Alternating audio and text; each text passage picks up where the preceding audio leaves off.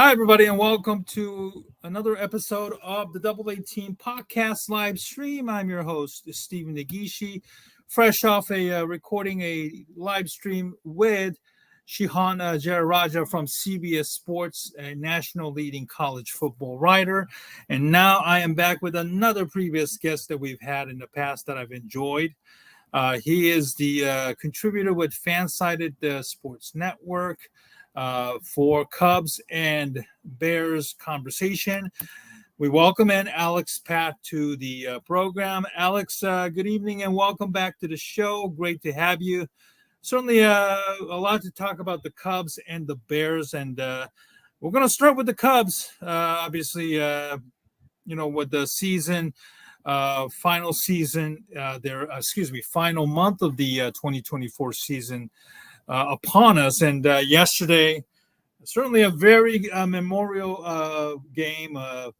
Shota Imanaga, Nate Pearson, and then Porter Hodge all combined for a no-hitter. First time the no-hit has been thrown at Wrigley Field since 1972, which is certainly a long, long time ago. And obviously the conversation is about, whether he should have stayed. That is, starter Shota Imanaga should have stayed, or if a combined no-hitter is even worth anything, since it wasn't done by, a one pitcher by himself. So I want to ask you, regarding yesterday's no-hitter, where do you stand on this no-hitter about, the combined no-hitter? Is it a no-hitter in your book, or is it doesn't amount to nothing in your opinion?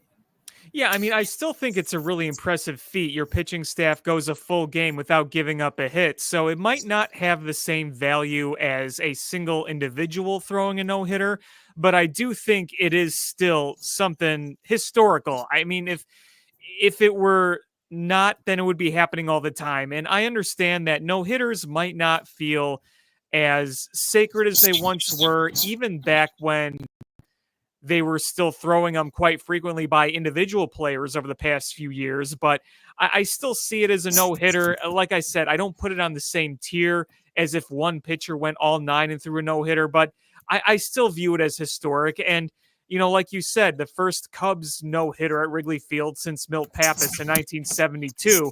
And that does kind of remind you humbly that all these no-hitters that we've seen since Zambrano threw his in 08, you had Zambrano in 08, you had Arrieta in 15, Arrieta 16, Alec Mills 2020, the team no-hitter 21. Those are all on the road. So to see it at Wrigley Field was pretty cool. Yeah, no doubt. I think, had it not been for errors committed by Isaac Paredes at third base. Yeah. I think there was no question that Shota Imanaga probably would have been able to pitch 8 innings or even maybe 9, depending on the situation. Sure. I don't think that even with the combined no-hitter, it should not diminish the accomplishments from a fan perspective. I know some people want to nitpick in the fact that the council pulled Imanaga, which I don't think that there is any question as to which was a right move, considering that Justin Steele had a problem with the elbow, which thankfully was not serious, but unfortunately was still placed on the 10-day IL. So hopefully before the end of the year, he can still return and pitch in a meaningful game as we head toward the end of 2024 season. So, the Cubs had a very good month of August, and which is why they're still in this playoff race right now. Although they dropped the first 2 games against the Pittsburgh Pirates on Monday and Tuesday, which kind of slowed down the momentum right now. At this point, in my opinion, I think this is a long shot that they will make the team because of the teams that are ahead of them. They haven't lost much at all. The Mets and the Braves have been pretty consistent recently. But more importantly, I think that the Cubs have blown so many games Mm-hmm. in May and June that they had a terrible record, Mm-hmm. much like which was like a repeat of last year. Um, what do you want to see the Cubs do, regardless of whether they make the playoffs or not, for the rest of the season, Alex? Yeah, I mean, them making the postseason is next to impossible. Like you said, you dug too deep of a hole before, and even if you finish strong, the math just doesn't add up. So at this point, I'm just looking for a way to get as much value from the remaining season as possible. Keep watching PCA grow. See Dansby Swanson return to his normal form. See Ian Happ finish strong. See Seiya Suzuki finish very strong.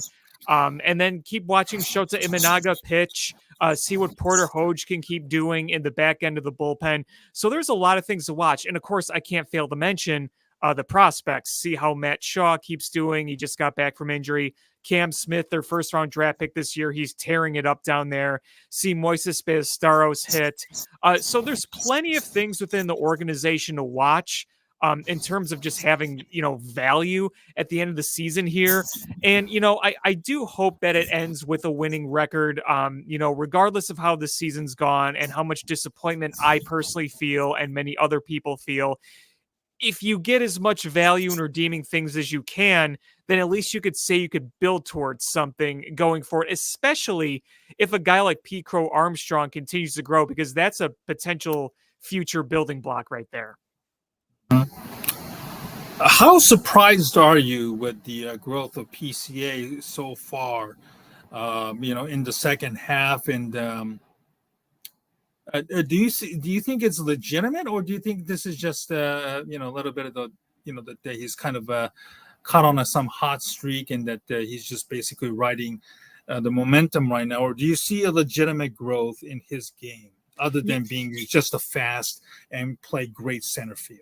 Yeah, I mean, I see a much better approach now than I did a few months ago. And you just watch the at bats, you watch the pitch selection, because early on he was literally swinging at everything. He wasn't willing to take walks. He wasn't really lengthening at bats.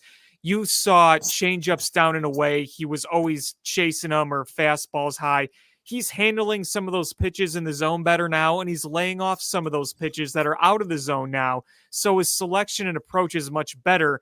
And there is I think, an opinion and a mental aspect of a pitcher who is going to try to be very careful with Pete Armstrong, because he knows if he gets on first, that's potentially a triple right there with his speed, Yeah. because he could steal first or second, or even if he hits the ball into anywhere in the outfield, that could be an extra base or two. We saw him hit an inside the park home run a few weeks ago.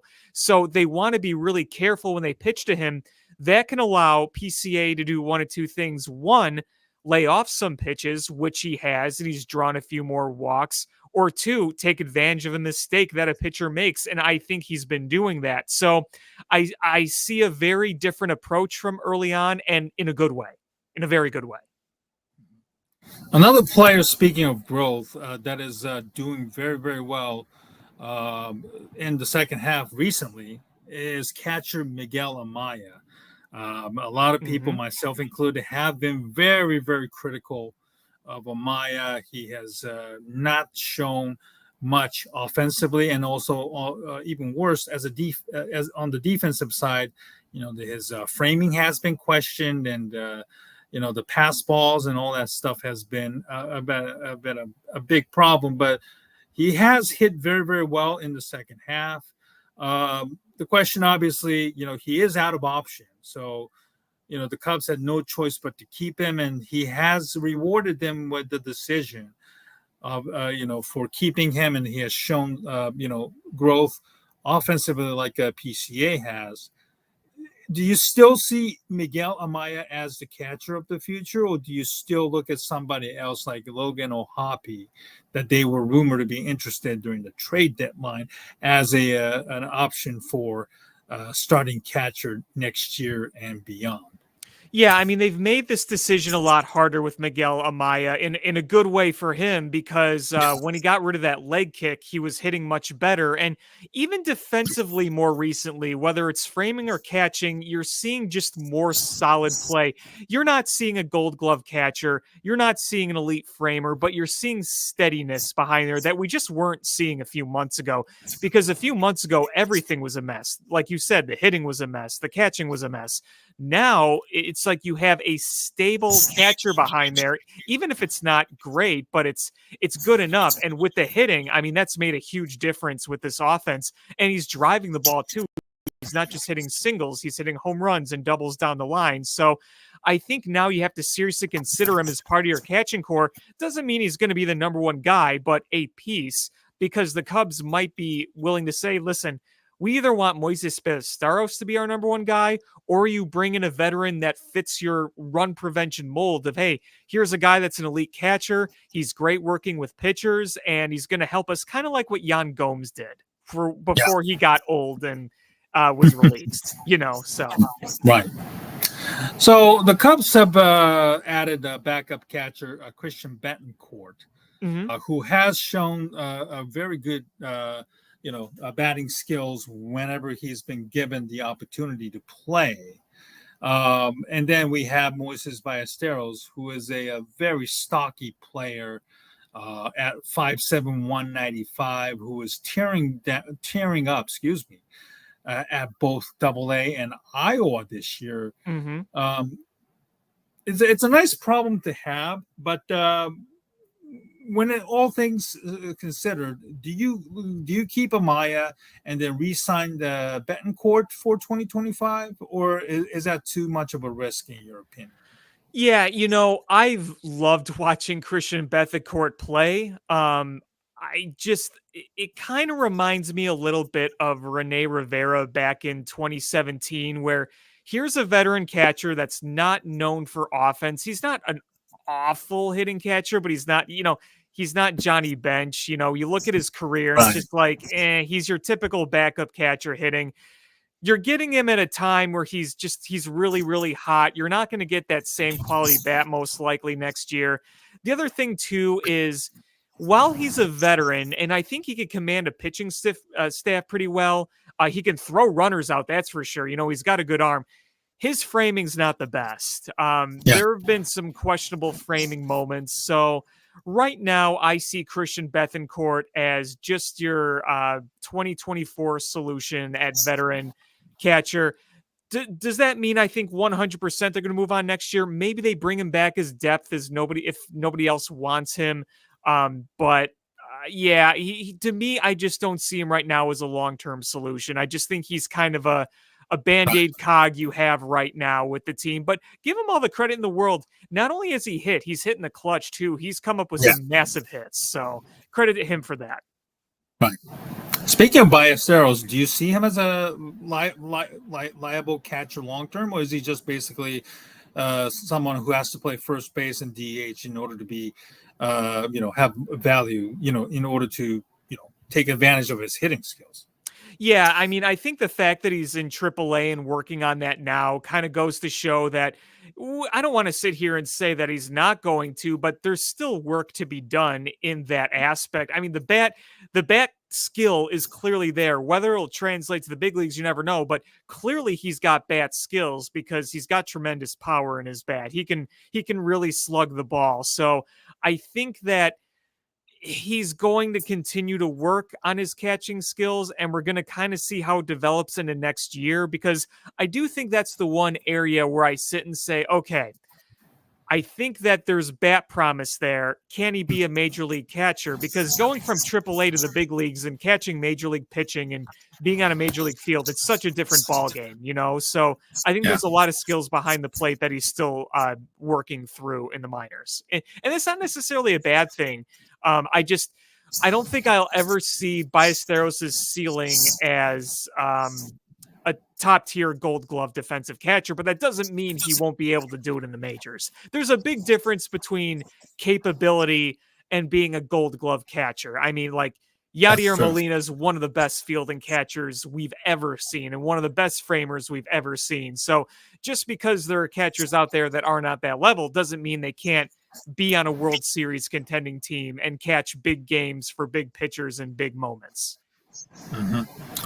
Obviously, the biggest move in the trading deadline that the Cubs made was dealing for Isaac Paredes in exchange for another third baseman, Christopher Morel, who was a fan favorite, but unfortunately was struggling offensively this year.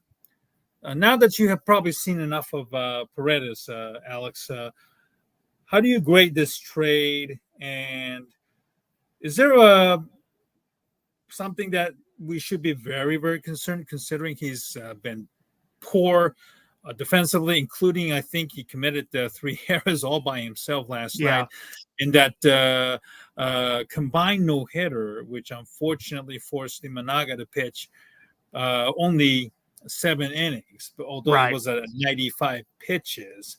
How do you view Paredes as a third baseman so far? And with Cam Smith having been drafted and skyrocketing through the system, and you already have Matt Shaw at AAA Right. as well. Right. What is the long term viability for Paredes? Is he basically somebody who can stick at third base? You have to move in at first base, or basically a DH or something because he can't play defense. Yeah, it's so strange because he was solid as a rock in Tampa Bay. I think he only Right. made 1 error. He's never going to have the insane range, but he was sure-handed at the balls that he could get to. I mean, you hear some of what he says, and something's not right, whether it's physical, mental, both. But, this transition coming here hasn't been necessarily pretty. We see the flashes, like 1 or 2 games where he's hitting well, like on that road trip. He had a really nice road trip and he had some big hits, Yeah. whether he was starting a rally or driving in the go ahead runs. It looked really good. And then you come back in the series and it's just been kind of ugly again. And I think something's in his head right now defensively because after he made that first error, you look at his face and the confidence just it drained from him. So, it's been very disappointing. Needless to say, Christopher Morel hasn't exactly been, Ron Santo over in Tampa Bay either. Yeah. So it's a curious position to be in because he has so many years of control and you have other potential guys coming in. You mentioned Matt Shaw. Obviously, that's a big one. Now, if you do somehow move Nico Horner away from the team and you put Matt Shaw at second, then maybe you Yeah. say, okay, we'll see if Isaac Paredes can kind of hit that restart button next year. So it's right now, it's not looking great, but if he's on the team next year, I'm willing to give him a second chance. He is 25 years old. He's just Right. above a 9 WAR player. He was an all-star this year with Tampa Bay. I mean, this is an all-star third baseman. So we've seen it where guys get traded and they don't settle in right away. And I think the body language and what he said in post games will tell you that. Maybe he just needs some time and, kind of an off season to adjust.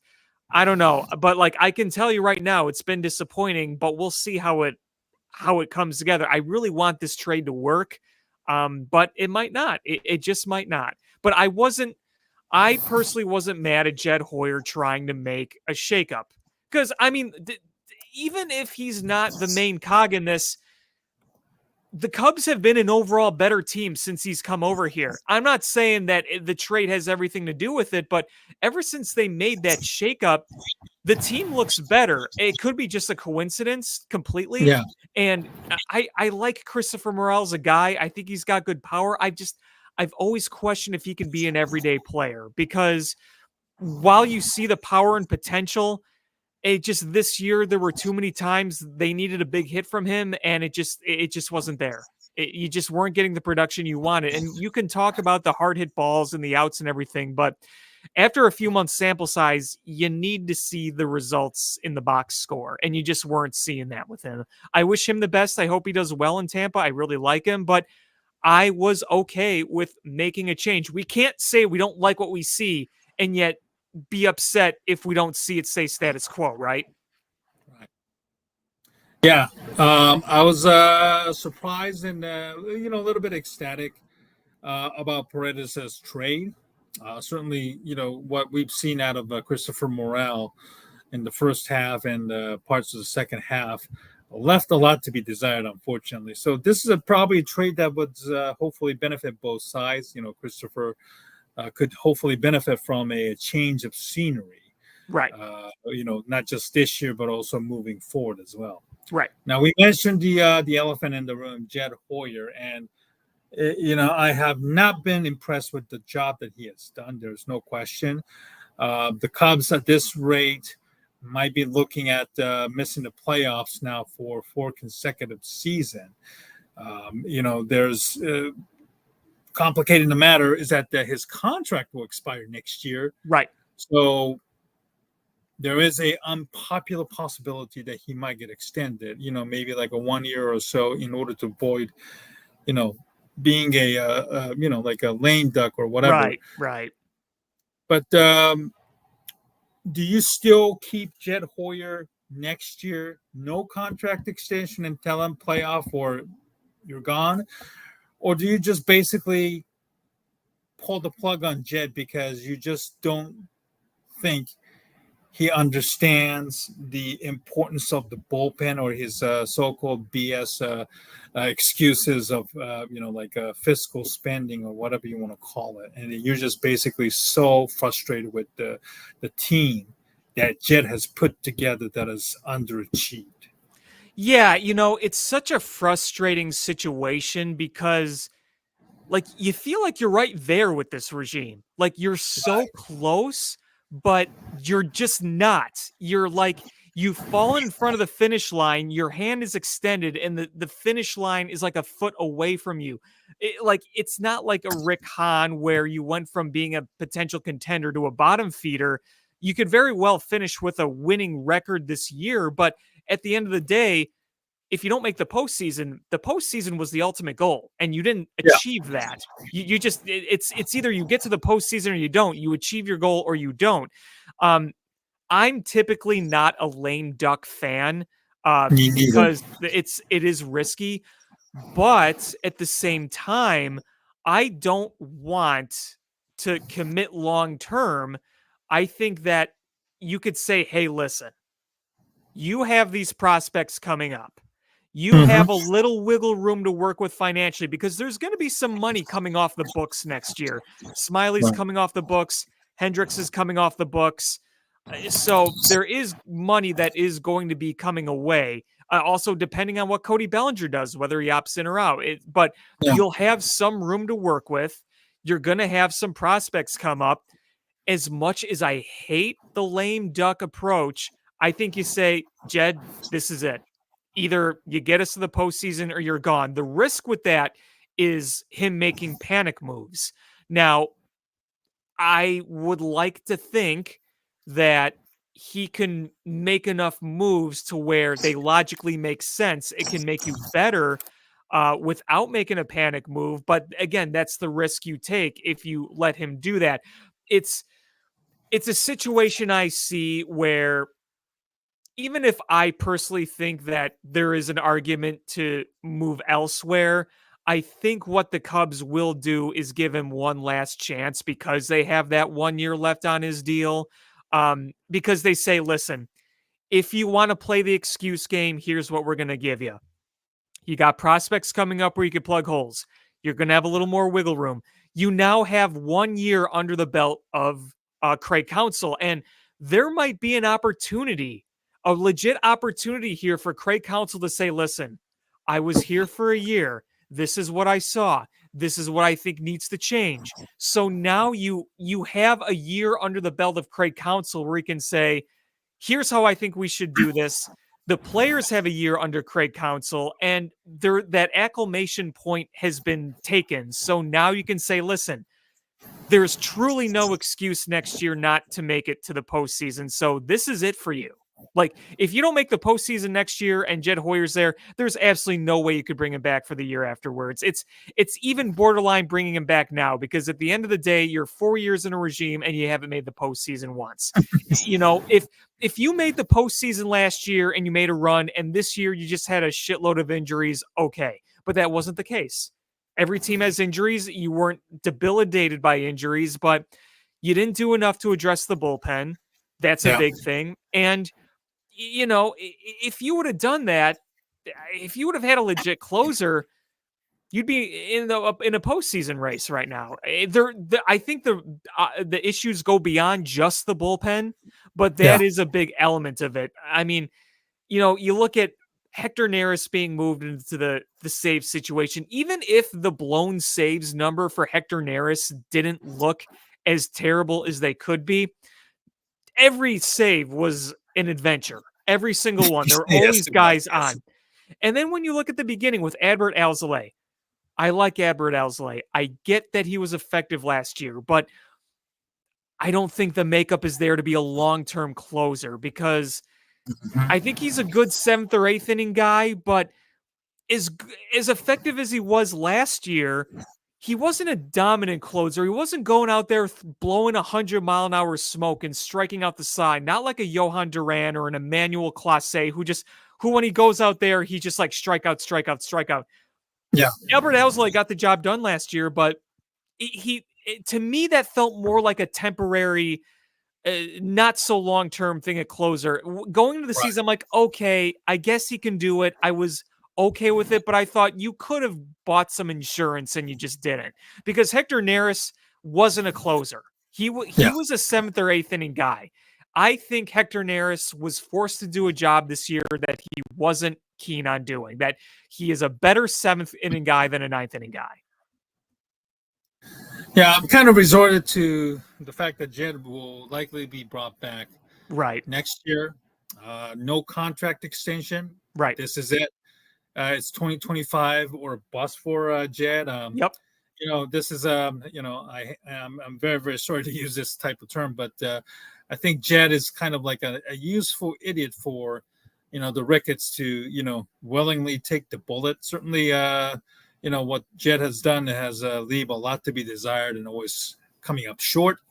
The bullpen situation is obviously the major Achilles, and that Jed has to be held responsible and accountable for, without a doubt. And although we haven't seen a lot of blown saves in recently, certainly I think it just makes you wonder, what if the Cubs had at least converted at least half of the blown saves? Yeah. We might I think about that all we the might time. be in the playoff race or already leading, maybe the last spot Right. in the playoffs by several games margin. So this is it for Jed. There's no question about it. He certainly has, faced a lot of pressure and deserved to be criticized, and deserve a lot of scrutiny moving into this off season, if in fact he does stay with the Cubs. My guest tonight is Alex Patt from Fansided Network, contributor for both the Cubs and the Bears as well. We'll get to the Bears conversation toward the end of our show a little bit. Let's talk about Greg Counsell. He has been somewhat of a manager that has drawn a lot of criticism, certainly with the bullpen issues, putting Neris at ninth, and try to close with Neris for many, many games, which we know that the results has been a disaster. What is your opinion of the job Craig Counsell has done so far this year? And do you like what you see out of him in terms of the way he manages, or his demeanor, which I know a lot of people don't like it and leave a lot to be desired? Yeah, so I mean, I think when it comes to putting together lineups, I like the job that Craig Counsell does. I don't really ever look at his lineups and I say, wow, this is, even when the lineup struggles at times, I'm like, it makes logical sense. I mean, the fact that he sees the value in Ian Happ leading off, who's done a very good job at that. I think he's very good at that stuff. The bullpen stuff, I think a lot of it is you're kind of between a rock and a hard place there. It's when you have guys constantly hurt or underperforming and you're constantly trying to find a solution. Hector Neris being the closer a little too long. Yeah, it's one of the problems is for in the middle of the season, you didn't really have another option. Then you brought in Lopez, and then Porter Hoge came up, and you're like, okay, here's some better options here. And then when he blew that save against the Blue Jays, the Cubs did end up winning that game. But when they blew that save, that you can tell was the final straw with Counsell. I get that the Patrick Wisdom stuff, pinch hitting for Bush, is a bit frustrating. I do understand that. But overall, I'm okay with Craig Counsell. And I know he gets a lot of the brunt of the criticism, but there's a lot of things that I think that he gets criticized for where I'm just like, listen, the other night against the Pirates when they blew it, Tyone goes 7 innings, gives you 7 good innings. You're up 3-0 with 6 outs to go. If your bullpen can't get it done, that's on the bullpen. I mean, truly, the process was fine, in my opinion. It just didn't work. So, and there, what's funny is there have been times where the pinch hitting of Patrick Wisdom almost works because the other night, Patrick Wisdom, how many times has Patrick Wisdom come up and just miss, like flies just to the warning track? Like if he hit it like half of a millimeter in a different spot of the bat, it would have tied or given them the lead. It's almost worked so many times. And people talk about his personality. Yes, every now and then, there are times I wish Craig Counsell would stand up for his players. And there are times when people want it. I'm like, I don't think that's going to do much. There was a time when Seiya Suzuki had a ball called like that was literally at his eyebrow level, and it was called a strike. That's a case where I'm like, Craig, you need to get out there. You need to get out there. I don't think it should be as frequent as some people ask, but there are times I definitely think that he could be doing that. So I'm okay with Craig Counsell. I'm not horribly disappointed with Craig Counsell. I wish some of the results were a little better, yes, but I'm still not regretting the Cubs going and hiring him as the manager. I'm not. Mm-hmm. Do you think long-term he and Jed Hoyer can coexist next year, or do you think this is where Counsell starts to wield his influence on player personnel decisions? Yeah, I think that this is an opportunity this offseason for Craig really to sit down with Jed Hoyer and go over, priorities of the lineup. This might be completely wrong, but there are times when we saw games come down to pinch hits from like Miles Mastrobuoni and Patrick Wisdom. It almost felt like a passive aggressive way of him saying, Jed, this is what you gave me. Okay. There are many traits in Craig Counsell like players that we saw in Milwaukee that I think the Cubs could capitalize. So I think this is an opportunity. This is an opportunity for Craig and the front office to help build something here, because I truly do believe that they hired Craig Counsell for this reason, for him to be a valuable input on how rosters are built and how they go with their approach. I don't think they would have given Craig Counsell $8 million a year to not be part of those decision-making meetings and those decisions in general.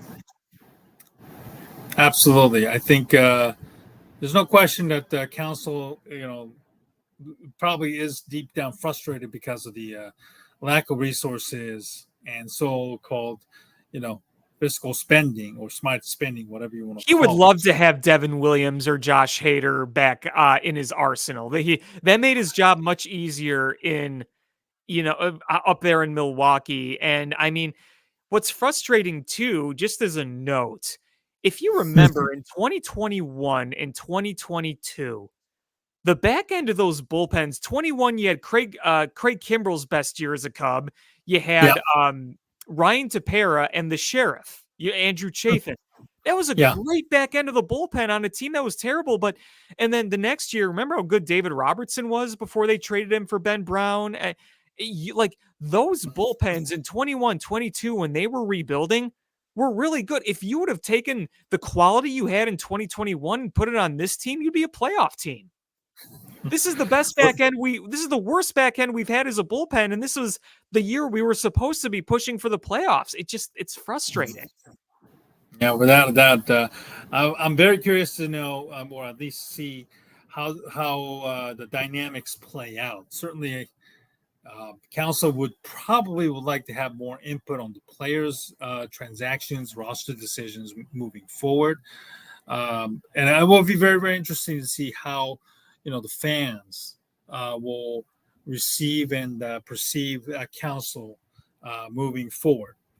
Now, we talked about the prospects earlier. Certainly, the Cubs farm system is very, very loaded. Matt Shaw, Moises Ballesteros, all at AAA.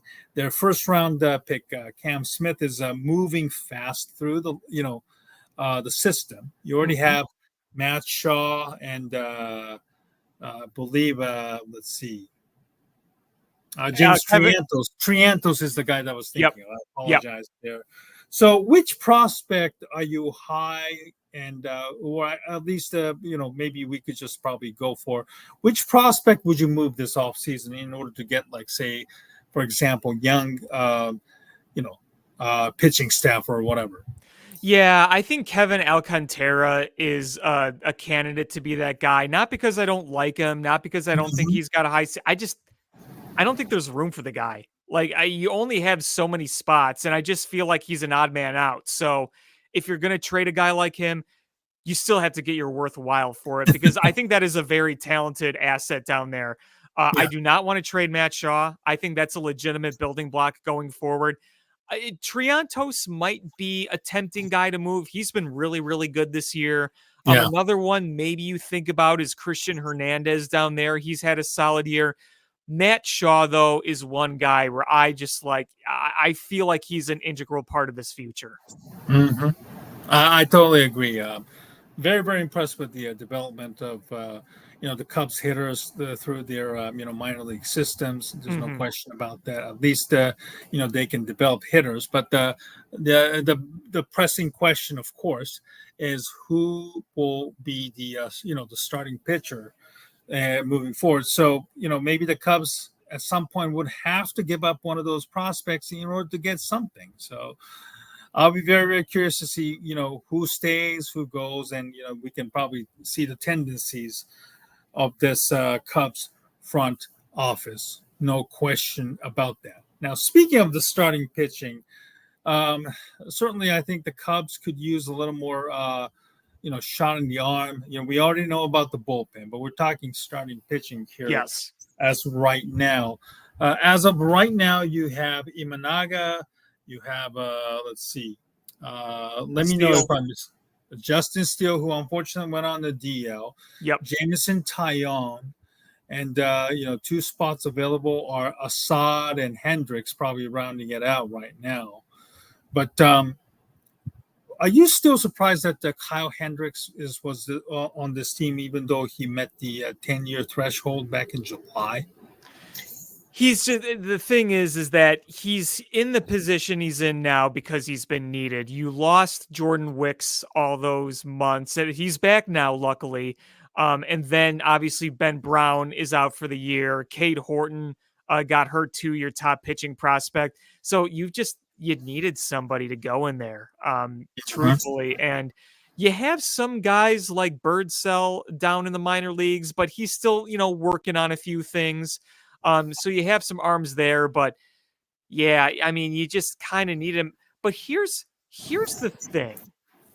Take away that one bad start in Pittsburgh. Yeah. Over the past 2 months, Kyle Hendricks has been fine. He's giving you 5 innings and like 2-3 runs. At this point of his career as a 5 starter, that's fine. I mean, when he lost the other night against Pittsburgh, 5 innings, 2 runs. That's fine. He's been okay the past few months. He just that one really bad game in Pittsburgh really hurt him again. So, he's just kind of riding out his last time with the Cubs because we know this is going to be it. So there are a lot of questions next year, and I wrote about it the other week for Cubby's Crib. I think just last Saturday, actually, because as long as Steele's healthy, you feel good about him. I Yeah. feel good about Imanaga, but second year next year, there's going to be some counter adjustments both on his side and the opponents. Now that you have a book on him, Yeah. Jameson Tyone, I think is at most a 4-starter, a decent 4-starter. I mean, he's had a nice year. If you look at the back of his baseball card and what he can do and what he did this year, you're like, yeah, that's pretty much what Jameson Tyone is capable of doing, and that's a fine 4 or 5 starter stuff. Just you don't want him to be 3 or above. Right. I still like Jordan Wicks. I think he's a good middle of the rotation guy. I really like Ben Brown. It sucks that he got hurt. It really, and the neck thing, nobody knows what the hell to do with it. It's like such a mystery thing.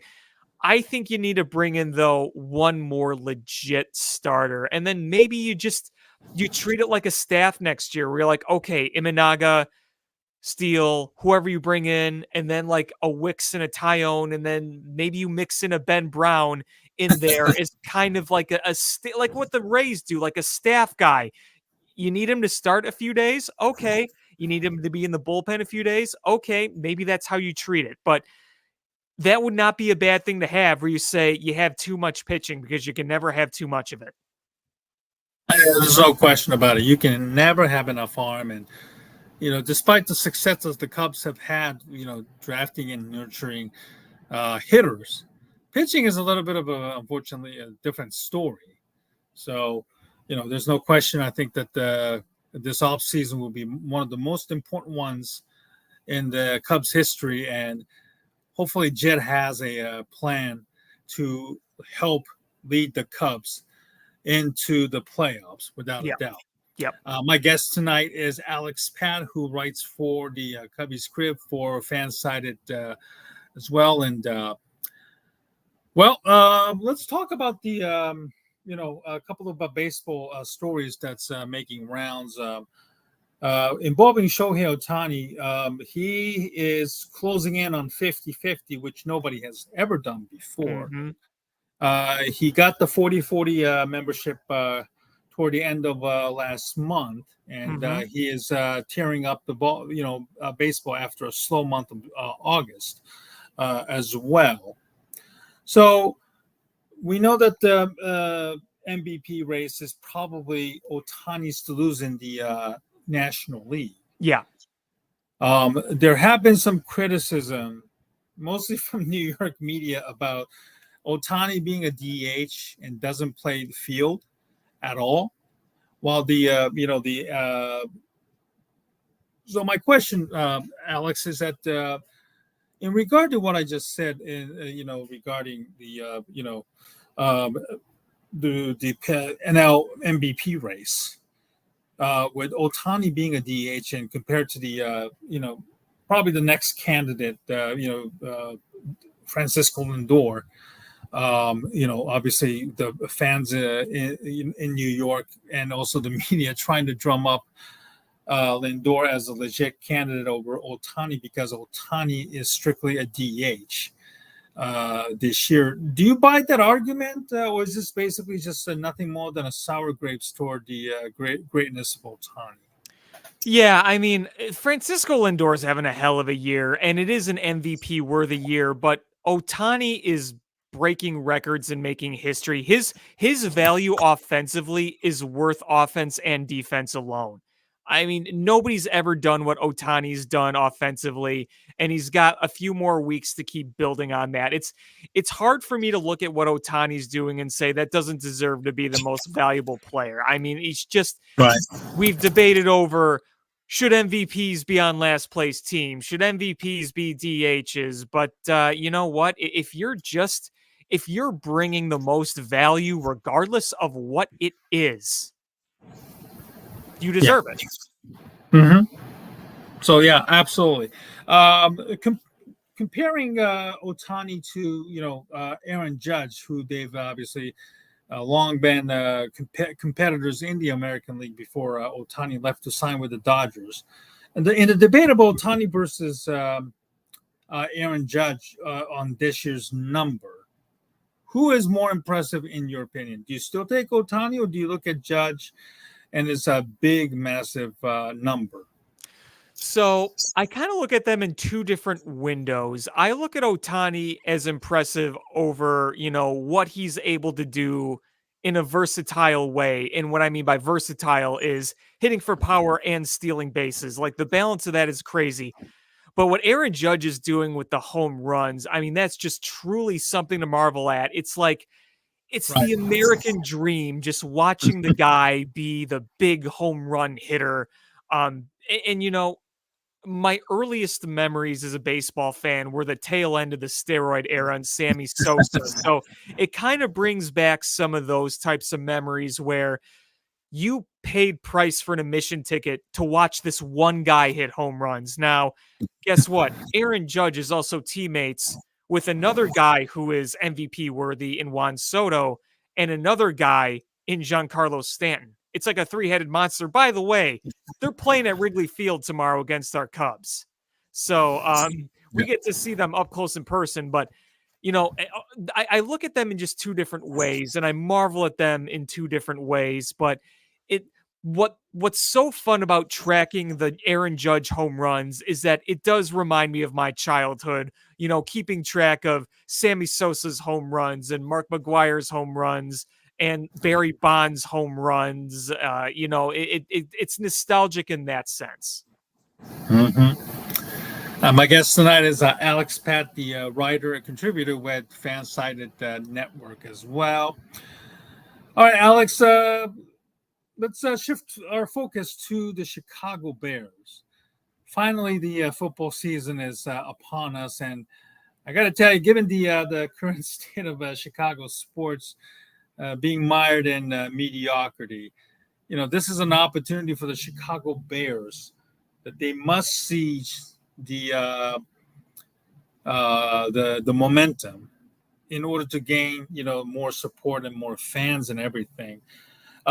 What is your realistic expectations for the Chicago Bears this upcoming season? Yeah, so I mean, I'm looking at them right now as a 9-win team at most, because the fact of the matter is Caleb Williams is a rookie. He's going to Yes. go through a lot of growing pains. Roma Dunze is a rookie. He's going to go through his learning moments. You have an offensive line that I don't think is very good, and I think there's going to be some pains there. You're kind of questioning if you're going to get consistent pass rush. Montez Sweat's a beast, but is Austin Booker going to step up? Is Gervon Dexter? I like both those guys, but we have to see it. I love our secondary. I think we have the best cornerback room in football. Obviously, our top three receivers, I mentioned Adunze, DJ Moore is an established guy. Keenan Allen is the veteran out there. I think we got a nice tight end group. Cole Kmet took that step forward last year. Mercedes Lewis is in there to be an extra blocker. He's kind of a de facto lineman, which is very important to have. So the one issue also that I have is our division's very good. I think the Lions are going to win the NFC. That is an insanely good roster. And I think the Packers I still think the Packers are much better than you. I really, really do. They are so much better coached than you are. And I still have reservations on Matt Eberflus as a head coach. Defensive coordinator, I thought he did when he took over defensive coordination and him and Poles brought in Montez Sweat, did a real good job there. A real, real good job. Yeah, there were questionable times when you're dropping in your defensive ends into coverage, but that was also because your guys were getting tired because you weren't scoring a lot on offense. So there's no question. Yes, right. Like in a perfect world, I would keep Matt Eberflus as my D coordinator and bring in a real established head coach. But Matt Eberflus has a lot to prove. I really do like Ryan Poles. I like the philosophy of where they're going. I'm cautiously optimistic about this whole thing. I think there's a lot of potential here, but to me, they're still the third best team in the division. And we'll see, because you know what? Things happen in football for better or for worse. Guys get hurt. You get a break or two. Everyone's schedule is a little bit different. So I think 9 wins is my expectation. But listen, if we get 9 wins, we're competitive in most games, and Caleb Williams looks really good, then we can build on that going forward. Then that is a successful season. I don't see a realistic scenario where this is a team that goes to the Super Bowl. Stranger things have happened. I'm not saying 0%, but it is not my expectation. Right. Yeah, without a doubt, I think having expectations is very nice and important. It has to be, like reachable, or, play the oldies or whatever they're talking about. But certainly, I think 10 wins is doable. That's probably what you call the ceiling. Yeah. And then from that point on, based on injuries, drafts, or conditions, you might get another couple more there. So, with that question, this is probably one of the most anticipated season in Bears franchise history, without a doubt. And let's kind of discuss, Caleb Williams. This is his full team now. He was recently named the captain, along with a couple of others on the team, which is extremely impressive on its own as well. So when you look at Caleb and the number that he's expected to put, do you put the over on that he can finally become the 4,000-yard passer that the Bears were desperately seeking, or do you think that's just a wishful thinking on my part? I think that he's got the talent to do it. Is it going to be this year in his rookie year? I'm not as sure, because I like to temper expectations for rookie quarterbacks in general. Because asking for a rookie to throw for 4,000 yards, regardless of the team around you, that's a big ask. It's a very, very big ask. It's tough. And I get it. You play 17 games now. So I think he can get there someday. I just don't know if it's going to be his rookie year here. Obviously, you're assuming health as well, that he's playing all those games. Because I think that there are going to be games where he's going to go through the motions of a rookie, so to speak, and then you're going to have games where he really shines through. So if I were to put an over/under on him on passing yards this year, I'm going to put it at maybe 3,700. That's where I'm at. Okay, that's just the total offense, or just passing yards? Passing yards. Okay. I think he can definitely get to 4,000, but probably barely a little bit. So I think it's time that the newer generation of fans wants to see, the Bears succeed offensively without question. So, we're going to wrap it up a little bit with Alex Patt, where conversations regarding the Chicago Cubs entering the final month of the year, and then also the Chicago Bears, having massive high expectations this upcoming season, right here on the Double A Team podcast live stream. So between the three, DJ Moore, Rome Odunze, and then also Keenan Allen, they have a three-headed, monsters of the receivers as we speak right now. Do you see Keenan Allen being a veteran that he is, remaining with the Bears when it's all said and done this upcoming season? Because they all want to play with Caleb Williams, but obviously there's only one, and that certainly it's very, very difficult to judge on what's happening on the field. What do you think, Alex? Yeah, I mean, I think there's a possibility that if things go well this season, that he'd stick around for another year or two. If you're looking at an extension, you're not looking more than 2 years because he is up there. So I don't think that he's going to be getting any 3+ year deals going forward just with his age. But yeah, I do think it's a strong possibility.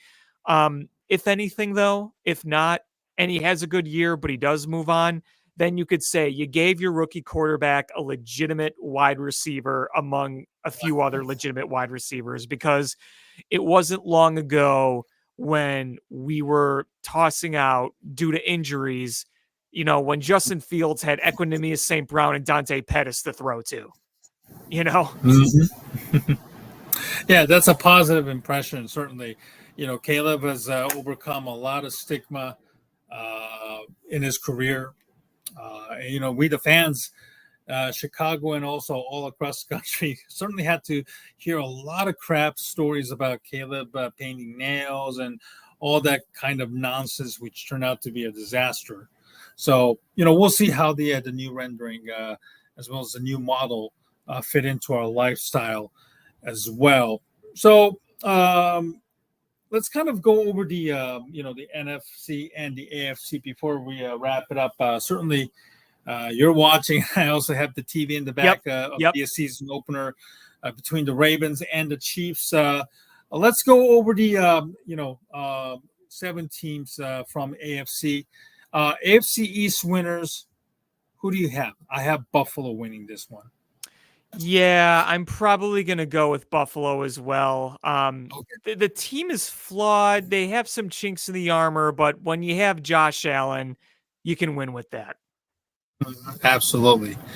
Let's see. AFC North, pretty competitive division, but I am going to go with the. I can certainly. There's no question. Sorry, I'm a little bit lost in the train of thought there. I apologize there, Alex, a little bit there. What was the conversation we were having a little bit just right now? Help me out here, Alex. I apologize. Oh, AFC North. Who's your AFC North? Oh, I apologize. AFC North. My apologies. It is the team that is playing right now, Baltimore Ravens. Who do you have? Yeah, Baltimore is going to be favored to contend for the AFC Championship again. Yeah.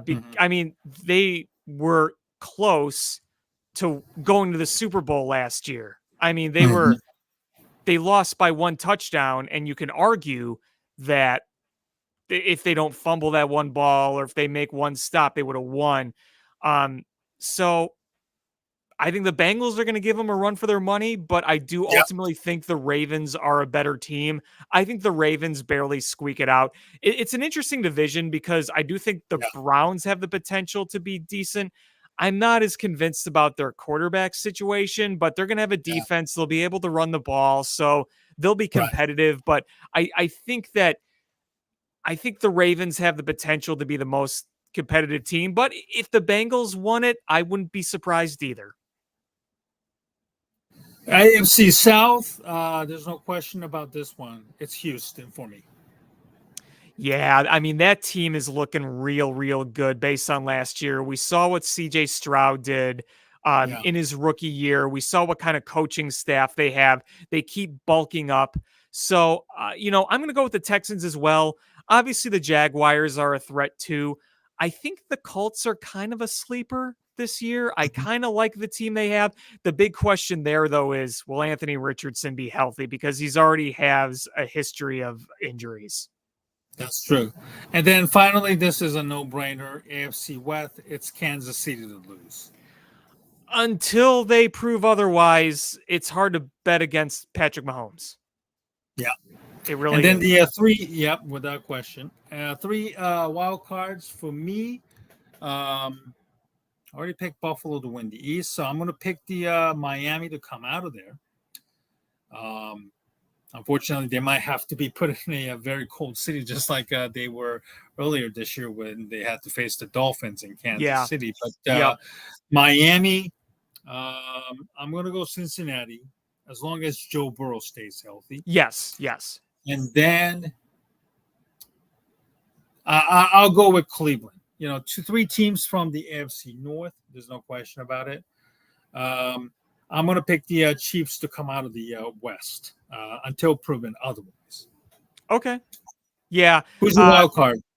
So I'm going to go with Bengals. Yeah.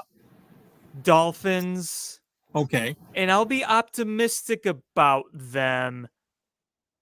I'll say the Colts, and I think the Jaguars might be a just miss. Because, I think Trevor Lawrence is good, but I expected a little more from him, and we're just not getting it. But who knows? Maybe this is a year he finally breaks out. I gave him a pass year 1 under Urban Meyer because that was a mess. But I'm the Miami Dolphins have such a good offense. Their offensive line's a little scary, but when you have, Tyreek Hill and Tua, and you're able to make those passes, you're going to score a lot of points. Like I said, I like the Colts.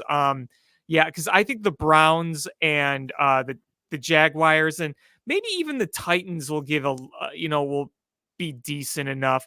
The Jets have a good roster, but Aaron Rodgers missed all last year. He's ancient, Yeah, and the things just seems to always go wrong with the Jets. So, mhm. that's That's always true. tough. And then, I don't think the Steelers are going to be anything more than mediocre. I don't think the Chargers are going to be very good. I don't think the Broncos are going to be very good, even though they seem to Yeah, really like Bo Nix. So we'll see. And I mean, like, I think the Raiders might be one of the worst teams in football. that's true. That's true. All right, moving on to the NFC side. NFC East, I see Philadelphia bouncing back to win this one. Interesting, because you know what? I see the Eagles taking a step back. I like the Cowboys in that division. Okay. Yeah, there's no question about that. Let's see. AFC, NFC North, as much as I love to say the Bears, I just don't think that they are going to win it this year. So I'm going to go with, let's see, from the NFC North, Detroit. Me Detroit is too. a popular pick, but it is a legitimate pick Yeah, without question. yeah. Hmm. I'm going them as well. NFC South, this might be a little bit more interesting. I'm going to pick the Falcons to win Me the too. NFC South. There's Me no too. question. I think You got weapons. You have you brought Kirk Kirk Cousins Cousins is now in. too. You drafted a young quarterback. I think this is a year a lot of people, including myself, because I drafted him on two of my fantasy teams. I think this is a year where Bijan Robinson really breaks out now that you have a more stabilized offense and a better quarterback. And I mean, I'm just looking at the other teams. I don't think the Panthers are going to be that good. I think the Saints are incredibly mediocre, and I don't think the Buccaneers are going to be that great either. So, yeah, give me the Falcons. To me, it's their division to lose right now. Yeah, absolutely. And then the NFC West, then it's a no brainer again. This is the I believe from the it's San Francisco's to lose for them, right? Yeah, In my opinion. yes, agreed. Okay. And then from the NFC wild card, I will pick Dallas, Green Bay, and Los Angeles Rams. Okay, What are your picks? I will go Green Bay. Yep. Maybe. See, it's funny. I want to say the Seahawks, but I could also see them taking a step back. I'll take the Eagles as a wild card. So I'll take Eagles. I'll take Green Bay, and I'm really tempted to say the Bears. I'm very, very between right now, but it's probably between the Bears and the Rams Oh yeah. because I think I think that Cardinals will take a step forward this year. I'm just not sure if they're going to take that big of a step forward. The Right. Commanders with Jaden Daniels might be semi interesting. I just don't think they're a playoff team yet. Um, the the Vikings, I think the Vikings are going to be a pesky team. I don't think that's a team that's going to necessarily wow people, but I do think their defense is good enough to go out there and keep you in games. I think signing Aaron Jones was a nice move on their part so they can have a run game. I'm not really afraid of Sam Darnold, but I think the Vikings can be a pesky team. Like Yeah. I said, the NFC South, the rest of it's just kind of meh. I think the Seahawks are kind of meh, but they still have potential to be competitive. And then I think the Giants are going to be at the bottom of the heap. I think Without a that doubt. Giants team is looking rough. Yeah. Yeah, they look very, very rough with Daniel Jones Yeah. still there as their signal caller without a doubt. So let's see.